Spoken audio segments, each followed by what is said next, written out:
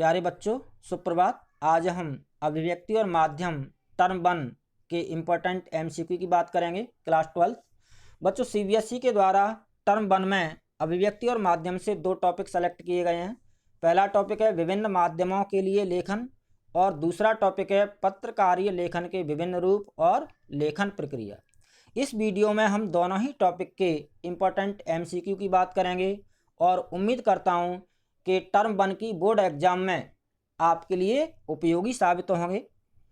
सबसे पहले बात करते हैं विभिन्न माध्यमों के लिए लेखन टॉपिक के इम्पोर्टेंट एमसीक्यू की।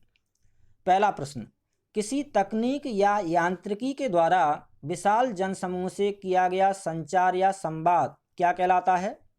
पहला विकल्प है संचार, दूसरा जनसंचार, तीसरा अंतर्वैयक्तिक संचार, चौथा इनमें से कोई नहीं। तो इसका सही उत्तर है बच्चों जनसंचार, दूसरा विकल्प। दूसरा प्रश्न है जनसंचार की विशेषता है सूचना देना, शिक्षित करना एवं एजेंडा तय करना, मनोरंजन करना एवं निगरानी, और चौथा विकल्प है सभी। तो इसमें सही उत्तर है सभी। ये सभी जनसंचार की विशेषताएं हैं। अगला प्रश्न, भारत का पहला समाचार वाचक किसे माना जाता है? देवर्षि नारद, विश्वामित्र, जमदग्नि, इनमें से कोई नहीं। तो सही विकल्प है पहला, देवर्षि नारद को भारत का पहला समाचार वाचक माना जाता है। प्रश्न, अगला प्रश्न है कथन 1 समाचार पत्र पढ़ने एवं रेडियो सुनने का माध्यम है। कथन 2 टीवी देखने एवं सुनने तथा इंटरनेट में तीनों के गुण होते हैं। विकल्प 1 कथन 1 सही नहीं है। विकल्प 2 कथन 2 सही है। विकल्प 3 कथन 1 और 2 दोनों सही हैं। विकल्प 4 दोनों गलत हैं। तो इसका सही उत्तर है बच्चों विकल्प 3, कथन 1 और 2 दोनों सही हैं। अगला प्रश्न, अखबार छपे हुए शब्दों का माध्यम है जबकि रेडियो बोले हुए शब्दों का।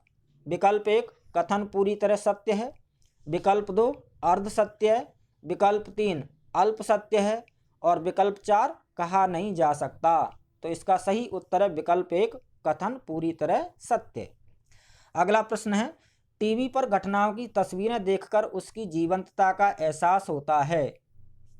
विकल्प 1 पूर्ण सत्य, विकल्प 2 पूर्ण गलत, विकल्प 3 अल्प सत्य, विकल्प 4 कहा नहीं जा सकता है। तो इसका सही उत्तर है विकल्प 1 पूर्ण सत्य। अगला प्रश्न, कथन 1 इंटरनेट में अखबार, रेडियो, टीवी एवं पुस्तकालय इत्यादि सभी के गुण होते हैं। कथन 2 इंटरनेट अंतरक्रियात्मक यानी इंटरएक्टिविटी माध्यम है। विकल्प 1 पहला कथन सही है। विकल्प 2 दूसरा कथन गलत है। विकल्प 3 दोनों सही हैं। विकल्प 4 दोनों गलत हैं। तो इसका सही उत्तर है बच्चों दोनों सही हैं। अगला प्रश्न है टीवी पर प्रसारित खबरों में सबसे महत्वपूर्ण है विजुअल, नेट या नेट साउंड, बाइट, और चौथा विकल्प है सभी। तो इसका सही उत्तर है सभी, यानी टीवी पर प्रसारित खबरों में के लिए सभी महत्वपूर्ण है। विजुअल यानी पिक्चर से या घटना से संबंधित दृश्य को विजुअल कहते हैं, तो वह भी इंपॉर्टेंट है, महत्वपूर्ण है। नेट या नेट साउंड यानी प्राकृतिक आवाज़ हैं, वह भी महत्वपूर्ण है। बाइट यानी प्रत्यक्षदर्शियों के कथन या उनकी बातें उस घटना के संबंध में, तो ये तीनों ही महत्वपूर्ण है। तो इसका सही उत्तर है सभी। अगला प्रश्न है कथन 1 प्रिंट यानी मुद्रित माध्यम जनसंचार के आधुनिक माध्यमों में सबसे पुराना है। कथन 2 आधुनिक युग की शुरुआत ही मुद्रण यानी छपाई के आविष्कार से हुई। विकल्प 1 कथन 1 सही है लेकिन 2 गलत है। विकल्प 2 कथन 2 सही है लेकिन कथन 1 गलत है। विकल्प 3 कथन 1 और 2 दोनों सही हैं। विकल्प 4 कथन 1 और 2 दोनों गलत हैं। तो इसका सही उत्तर है बच्चों विकल्प 3 कथन 1 और 2 दोनों सही हैं, क्योंकि प्रिंट यानी मुद्रित माध्यम जनसंचार के आधुनिक माध्यमों में सबसे पुराना है, सही है। आधुनिक युग की शुरुआती मुद्रण यानी छपाई के आविष्कार से हुई, तो दोनों ही कथन सही हैं। अगला प्रश्न है बच्चों अभिकथन, भारत में पहला छापाखाना गोवा में खुला था। कारण, ईसाई मिशनरियों ने धर्म प्रचार की पुस्तकें छापने खोला था। विकल्प 1 अभिकथन सही है लेकिन कारण गलत है। विकल्प 2 कारण सही है लेकिन अभिकथन गलत है। विकल्प 3 दोनों सही हैं, विकल्प 4 दोनों गलत हैं। तो इसका सही उत्तर है बच्चों विकल्प 3 दोनों सही हैं, यानी कारण और अभिकथन दोनों सही हैं। अगला प्रश्न है बच्चों, कथन 1 छपे हुए शब्दों का स्थायित्व मुद्रित माध्यमों की सबसे बड़ी विशेषता है। कथन 2 लेकिन निरक्षरों के लिए मुद्रित माध्यम किसी काम के नहीं है। निरक्षर यानी अनपढ़ लोग जो पढ़ नहीं सकते। विकल्प 1 कथन 1 सही है लेकिन 2 गलत है। विकल्प 2 कथन 2 सही है लेकिन कथन 1 गलत है। विकल्प 3 कथन 1 और 2 दोनों सही हैं। विकल्प 4 कथन 1 और 2 दोनों गलत हैं। तो इसका सही उत्तर है बच्चों विकल्प 3 कथन 1 और 2 दोनों सही हैं, क्योंकि छपे हुए शब्दों में स्थायित्व तो होता है, ये मुद्रित माध्यमों की, प्रिंट माध्यमों की सबसे बड़ी विशेषता है। लेकिन जो निरक्षर लोग हैं, अनपढ़ लोग हैं, वह समाचार पत्र या पत्रिकाएं या पुस्तकों को यानी प्रिंट चीज़ों को पढ़ नहीं सकते। अनपढ़ लोग तो निरक्षरों के लिए किसी काम के नहीं है। तो विकल्प 3 बिल्कुल सही है, यानी दोनों ही कथन सही हैं। अगला प्रश्न बच्चों, समाचारों या रिपोर्ट को प्रकाशन के लिए स्वीकार करने की निश्चित एवं अंतिम समय सीमा को डेडलाइन कहते हैं। विकल्प 1 पूरी तरह सत्य, विकल्प 2 अल्प सत्य, विकल्प 3 पूरी तरह गलत, विकल्प 4 कहा नहीं जा सकता। तो इसका जो सही उत्तर है विकल्प 1 पूरी तरह सत्य। अगला प्रश्न है, मुद्रित माध्यमों में लेखन के लिए ध्यान रखा जाता है भाषा, व्याकरण, वर्तनी एवं शैली का। विकल्प 2 प्रचलित भाषा के प्रयोग पर जोर रहता है। समय सीमा एवं आवंटित जगह के अनुशासन का पालन जरूरी होता है। लेखन और प्रकाशन के बीच गलतियों को ठीक किया जाना जरूरी है। अब इसमें कौन सा सही है? विकल्प 1 है केवल 2-3 का ध्यान रखा जाता है मुद्रित माध्यमों में। विकल्प 2 केवल 2-3-4 का। विकल्प 3 सभी का। विकल्प 4 केवल 3 और 4 का। तो मुद्रित माध्यम में लेखन के लिए किसका ध्यान रखा जाता है? सभी का। विकल्प 3 पूरी तरह सही है। अगला प्रश्न है बच्चों, कथन 1 अखबारों पत्रिकाओं में संपादक के साथ एक संपादकीय टीम होती है। कथन 2 इनका कार्य प्राप्त सामग्री को प्रकाशन योग्य बनाना होता है। विकल्प 1 कथन 1 सही है लेकिन 2 गलत है। विकल्प 2 कथन 2 सही है लेकिन कथन 1 गलत है। विकल्प 3 दोनों कथन सही हैं। विकल्प 4 दोनों कथन गलत हैं। तो इसका सही उत्तर है बच्चों विकल्प 3 दोनों कथन सही हैं। अगला प्रश्न है, रेडियो श्रव्य माध्यम है, इसमें सब कुछ ध्वनि, स्वर और शब्दों का खेल है। विकल्प 1 पूरी तरह सही है। विकल्प 2 पूरी तरह गलत है। विकल्प 3 अल्प सत्य है। विकल्प 4 कहा नहीं जा सकता। तो इसका सही उत्तर है बच्चों विकल्प 1 पूरी तरह सही है, यानी रेडियो श्रव्य माध्यम है, इसमें सब कुछ ध्वनि, स्वर और शब्दों का खेल है। अगला प्रश्न बच्चों, किसी तकनीक या यांत्रिक माध्यम से विशाल जनसमूह से संवाद या संचार करना क्या कहलाता है? जनसंचार कहलाता है। अखबार, रेडियो, टीवी एवं इंटरनेट किसके माध्यम है? जनसंचार के माध्यम है। समाचार पत्र और पत्रिकाएं किसके उदाहरण हैं? प्रिंट माध्यम के यानी मुद्रित माध्यम के उदाहरण हैं। कौन सा जनसंचार माध्यम केवल पढ़ने के लिए होता है? अखबार, पत्रिकाएं। किस जनसंचार माध्यम को केवल सुना जा सकता है? रेडियो। किस जनसंचार माध्यम में देखने और सुनने की सुविधा होती है? टीवी। टीवी को भी हम देख भी सकते हैं और सुन भी सकते हैं। किस जनसंचार माध्यम में पढ़ने, सुनने और देखने तीनों की ही सुविधा होती है? इंटरनेट। इंटरनेट में समाचार पत्र, रेडियो, टीवी तीनों के गुण होते हैं, यानी हम देख भी सकते हैं, सुन भी सकते हैं, पढ़ भी सकते हैं। तो इसका सही उत्तर है इंटरनेट। घटनाओं की तस्वीरें देखकर उसकी जीवंतता का एहसास किस माध्यम से होता है? टीवी से। कौन सा अंतरक्रियात्मक यानी इंटरएक्टिविटी और सूचनाओं के विशाल भंडार का अद्भुत माध्यम है? इंटरनेट। कौन सा माध्यम जनसंचार के आधुनिक माध्यमों में सबसे पुराना है? प्रिंट यानी मुद्रित माध्यम। किसके आविष्कार ने दुनिया की तस्वीर बदल दी? छापाखाना यानी प्रेस के आविष्कार ने। भारत में पहला छापाखाना कब और कहाँ खुला था? गोवा में सन 1556 ईस्वी में। शब्दों का स्थायित्व किस जनसंचार माध्यम की सबसे बड़ी विशेषता या शक्ति है? प्रिंट यानी मुद्रित माध्यम की। किस माध्यम के लेखन में भाषा, व्याकरण, वर्तनी, शैली और प्रचलित भाषा के प्रयोग पर जोर रहता है? प्रिंट यानी मुद्रित माध्यम में। किस माध्यम में समय सीमा और आवंटित जगह के अनुशासन का पालन करना जरूरी है? प्रिंट माध्यम में। किस व्यक्ति के लिए मुद्रित माध्यम किसी काम के नहीं है, निरक्षर यानी अनपढ़ लोगों के लिए। समाचारों या रिपोर्ट की प्रकाशन के लिए स्वीकार करने की निश्चित समय सीमा को क्या कहते हैं बच्चों? डेडलाइन कहते हैं। रेडियो जनसंचार का कैसा माध्यम है? श्रव्य माध्यम है। श्रव्य यानी जिसको सुना जाता है, श्रव्य माध्यम है। जनसंचार का कौन सा माध्यम ध्वनि, स्वर और शब्दों का खेल है? रेडियो। किस माध्यम को श्रोताओं से संचालित माध्यम माना जाता है? रेडियो। किस माध्यम को एक रेखीय यानी लीनियर कहा जाता है? रेडियो को। समाचार लेखन की सबसे प्रचलित, प्रभावी और लोकप्रिय शैली कौन सी है? उल्टा पिरामिड शैली। समाचार लेखन की किस शैली में क्लाइमैक्स यानी महत्वपूर्ण तथ्य को सबसे पहले लिखा जाता है? उल्टा पिरामिड शैली में। समाचार के 3 भाग कौन कौन से होते हैं? इंट्रो यानी मुखड़ा, बॉडी और समापन। रेडियो समाचार की कॉपी में एक लाइन में अधिकतम कितने शब्द होने चाहिए? 13 शब्द होने चाहिए, इससे ज़्यादा नहीं।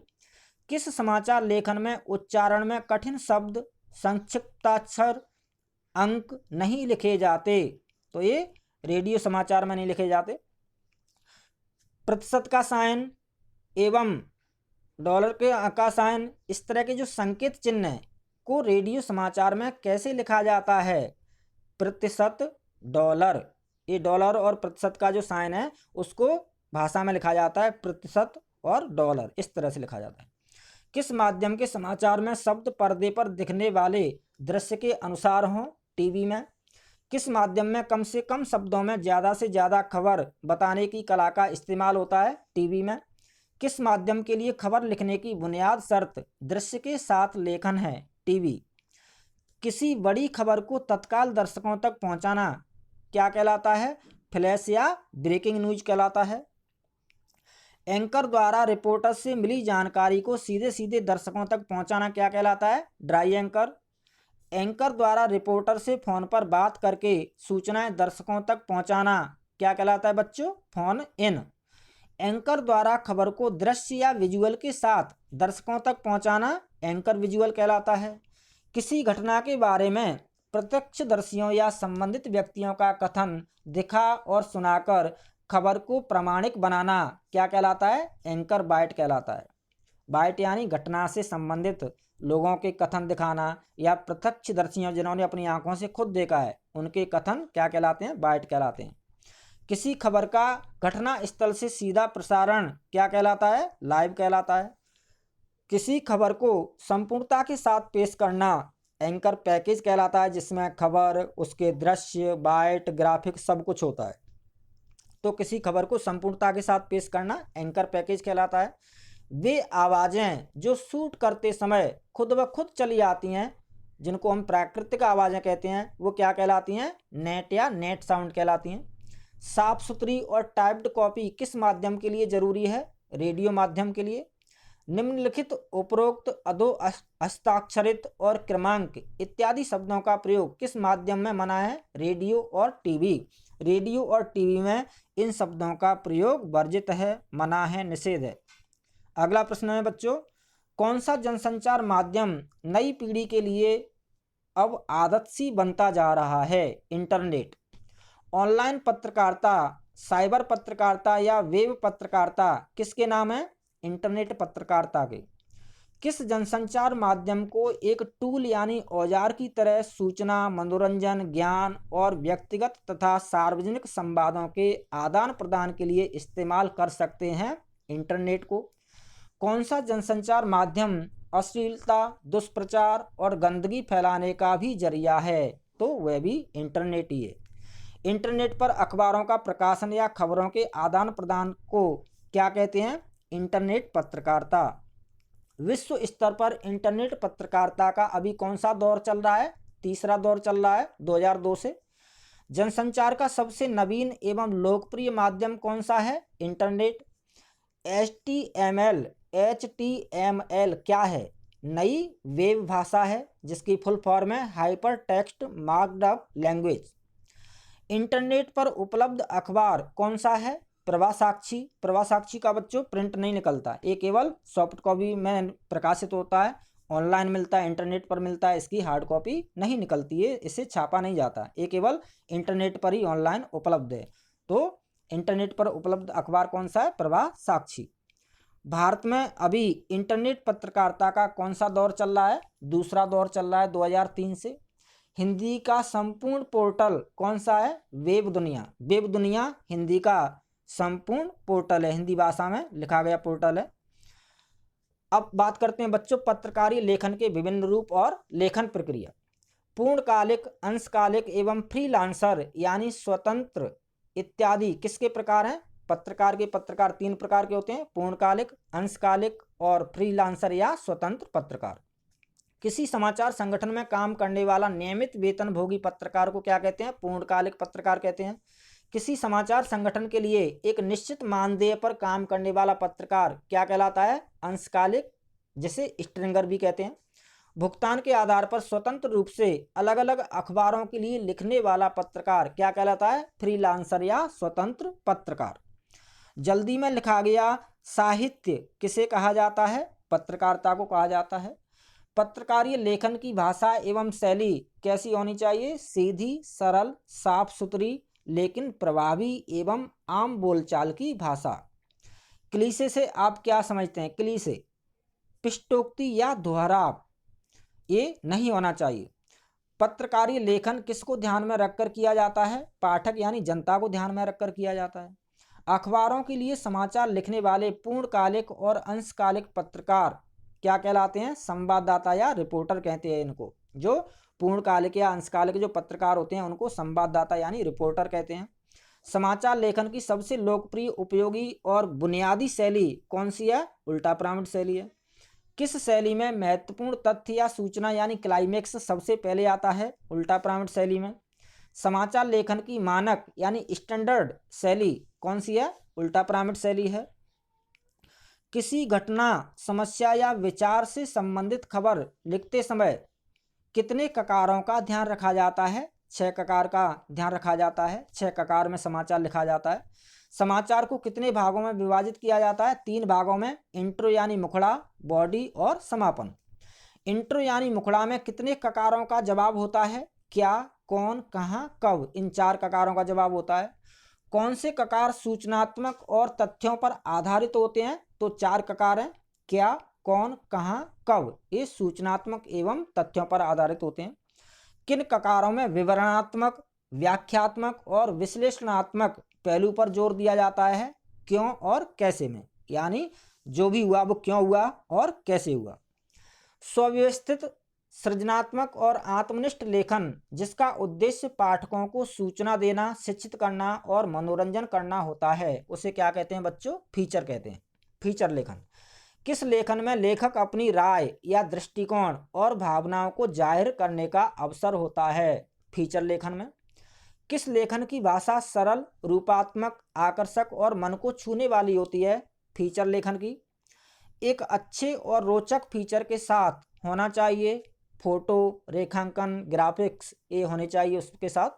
किसी घटना, समस्या, मुद्दे की गहरी छानबीन करना, तथ्यों का विश्लेषण कर उसके नतीजे, प्रभाव एवं कारणों को स्पष्ट करना क्या कहलाता है? विशेष रिपोर्ट कहलाती है।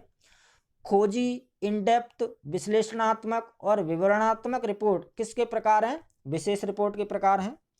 किस रिपोर्ट का इस्तेमाल भ्रष्टाचार, अनियमितताओं और गड़बड़ियों को उजागर करने के लिए किया जाता है? खोजी रिपोर्ट का। किस रिपोर्ट में सार्वजनिक तौर पर उपलब्ध तथ्यों, सूचनाओं और आंकड़ों की गहरी छानबीन की जाती है? इन डेप्थ रिपोर्ट में। संपादकीय लेख, टिप्पणियां एवं स्तंभ यानी कॉलम इत्यादि क्या हैं? विचारपरक लेख हैं ये सभी। वह लेख जिसमें किसी मुद्दे के प्रति समाचार पत्र की अपनी राय प्रकट होती है या जिसे समाचार पत्र की आवाज माना जाता है उसे क्या कहते हैं बच्चों? संपादकीय कहते हैं, जो संपादक के द्वारा लिखा जाता है। महत्वपूर्ण एवं लोकप्रिय लेखक के लेखों की नियमित श्रृंखला को क्या कहते हैं? स्तंभ लेखन कहते हैं, जिसे कॉलम भी कहते हैं।